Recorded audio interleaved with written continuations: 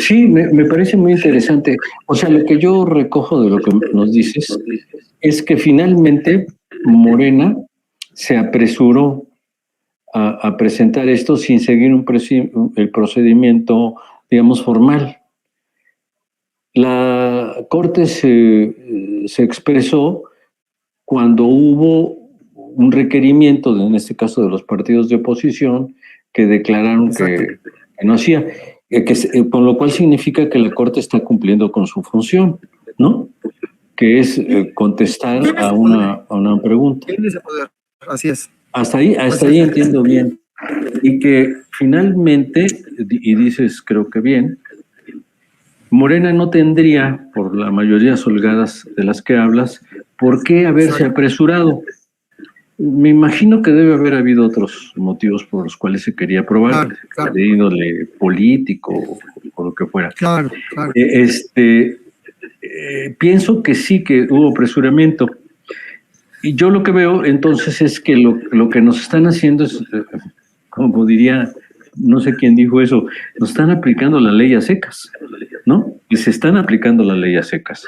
Y pues así es, ¿no?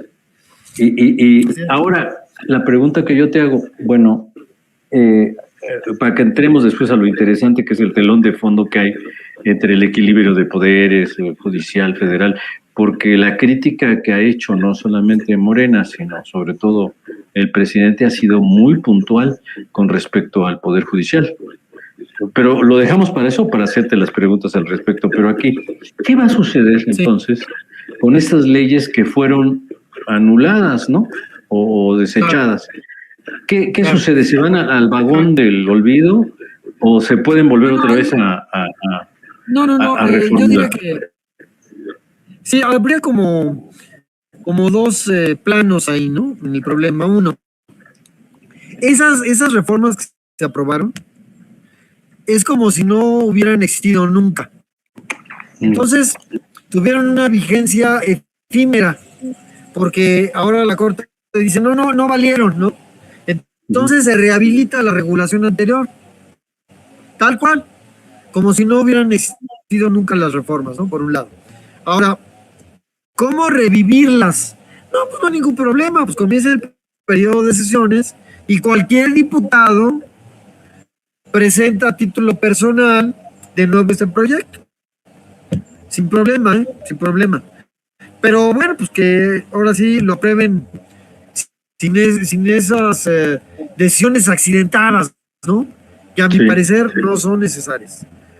Porque yo también me pongo a hacer cuentas, yo digo, bueno, y si en lugar de haberlas aprobado así, si hubieran tomado el tiempo legislativo, ahorita estarían aprobadas y serían inatacables, ¿no? O sea, un error estratégico, yo diría, ¿no? Pues sí, yo creo que, bueno, yo no tengo toda la información, pero yo no creo que un coordinador de grupo tenga la obsesión de aprobar las cosas así, porque ellos saben que esto toma tiempo. Yo creo que les pusieron ¿cómo les dijera yo? La exigencia de presidencia. Ahora, yo lo que he escuchado, perdón, y aquí es un poco atrevida en mi opinión, imaginemos que somos los coordinadores de Morena, ¿no? En cualquiera de las cámaras. Me manda presidencia un proyecto para que yo lo suba al pleno. Pero además me dicen, oye, pues ve que esto se apruebe con la mayor agilidad posible porque está acabando el periodo de sesiones. Yo recibo el proyecto y me doy cuenta que el proyecto tiene errores. Yo no lo puedo subir a tribuna así. Porque si lo subo a tribuna así, me van a hacer carnitas en el debate. Aunque yo ponga mi mayoría. Y si estoy cometiendo errores de técnica legislativa, igual me lo van a atacar ante la Corte. Miren, esto me tocó verlo, perdón, no es invención. En el año 2005, Emilio Chaifet era el coordinador del PRI en la Cámara de Diputados. Él había derrocado a la profesora Elbester Gordillo. Entonces ahí hizo una alianza muy cuestionada en el PRI con Roberto Madrazo y revientan a la profesora del grupo y él se queda a cargo del grupo parlamentario del PRI. Bueno, por esa ambición que muchos políticos tienen, quiso dejar una absoluto control de la estructura de la Cámara, aún dejando de ser diputado él. Entonces quería prolongar su control de la Cámara más allá de su estancia como diputado. Entonces, ¿qué dijo?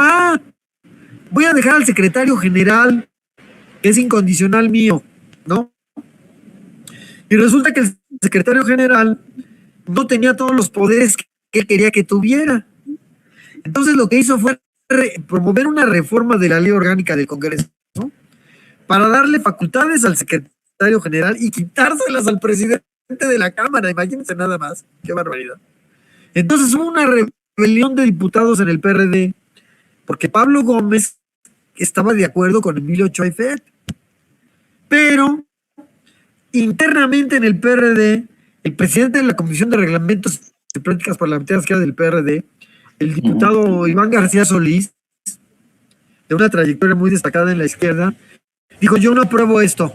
Y los diputados que estaban del PRI en la comisión tampoco querían, porque decían: ¿por qué le vamos a dar el poder a este grupo de Choyfet cuando ya acabe la legislatura?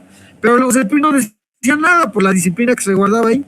Bueno, pues entre Choyfet y Pablo Gómez se encargaron de amenazar a Iván García Solís y a decirle que si no sacaba el dictamen, que ellos lo iban a hacer y que le iban a arrancar las firmas a los integrantes de la comisión. Bueno, no les voy a platicar ya más detalles. La cosa es que contra la voluntad de García Solís y previas amenazas, sacaron violentamente el dictamen Pablo Gómez y Emilio Choyfet y lo mandan a la Cámara de Senadores. Y ya se acababa la legislatura. Entonces estaban acelerando al Senado para que sacara el proyecto y ya se los regresara aprobado. Lo normal es que una Cámara no se mete en las reformas que tienen que ver con la regulación de la otra Cámara, o sea, pasan en automático. Pero ¿qué creen? Aquí es donde se atoró todo. Estaba en la Comisión de Reglamentos y Prácticas Parlamentarias del Senado Javier Corral. Yo creo que Javier Corral ya sabía por dónde iba la jugada política de Choyfet y detectó, fíjense, qué interesante, que lo que habían aprobado en la Cámara de Diputados estaba equivocado, porque tomaron un proyecto, hicieron una iniciativa de reforma de la ley orgánica con un texto que ya estaba derogado. Entonces la reforma no la hicieron sobre el texto vigente, sino sobre un texto que ya había sido modificado. Obviamente eso es inválido. Entonces Javier Corral retuvo el dictamen, no lo sacaba adelante y le hablaron de la Cámara de Diputados: oye, danos eso ya que va a acabar la legislatura. Y Javier Corral les dijo: perdónenme, pero no se los puedo dar, así como está, porque se cometieron esos errores de técnica legislativa. Entonces le dijeron en la Cámara de Diputados: oye, ya corrígelo tú y apruébalo. Y les dijo: no, proceso legislativo, yo no puedo alterar el texto que ustedes me mandaron, está de origen mal.